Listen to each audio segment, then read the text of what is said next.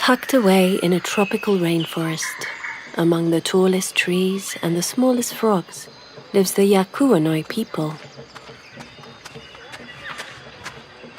Like many indigenous peoples, they've developed their own unique set of skills, practices, and innovations.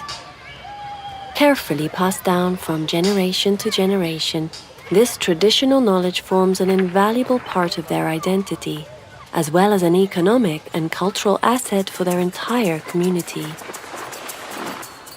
One Yakuanoi innovation is particularly celebrated. Once a year in late spring, the Yakuanoi come together to begin carefully harvesting the rare Surian shoot. The vibrant green shoots are carefully separated from the leaves and roots and placed in large clay pots.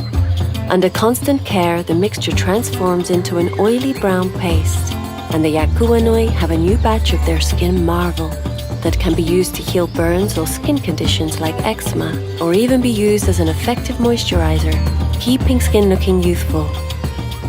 Highly prized for its healing properties, the paste has always been bartered and traded in neighboring villages, and so for many years the Surian paste has formed the basis of the Yakuanoi community's economic livelihood. Word of the must-have Yakuanoi's paste traveled beyond the community. Always on the search of new and innovative resources, a cosmetics company researched the active ingredients of the Surian shoots. Impressed with its antibacterial benefits, they began to mass-produce an anti-aging face cream for distribution worldwide. Excited by its potential, the company quickly applied for a patent to protect its product and also registered a trademark using the name Yakuanoi. I had no idea that the traditional knowledge of my Yakuanoi people and the Surian shoot would have so much potential. Now in the city I call home, I couldn't help but notice advertisements everywhere for this new miracle face cream. Having left my community years ago to study law, I couldn't help but wonder, what does intellectual property have to do with traditional knowledge? Can and should intellectual property law protect it? The company has made an investment in their products, so what would be fair in a case like this? In search of a trusted source of information, my first step led me to the World Intellectual Property Organization.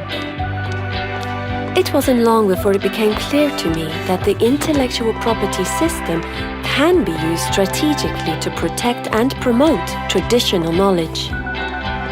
Patents can be revoked if inventions are not new. Trademarks can be challenged if they confuse people. But it was also clear that there are limits to the existing intellectual property system that fortunately countries at WIPO are working on. WIPO introduced me to the local intellectual property office in my country, which was also very informative.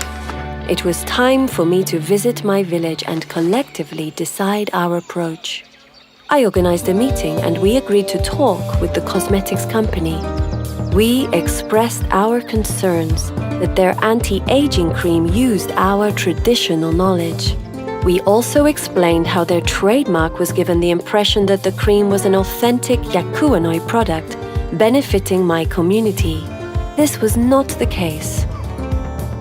After a series of productive discussions, the company agreed to resubmit their patent and trademark applications with the Yakuanoi as co-owners. This meant that profits and employment opportunities would be shared.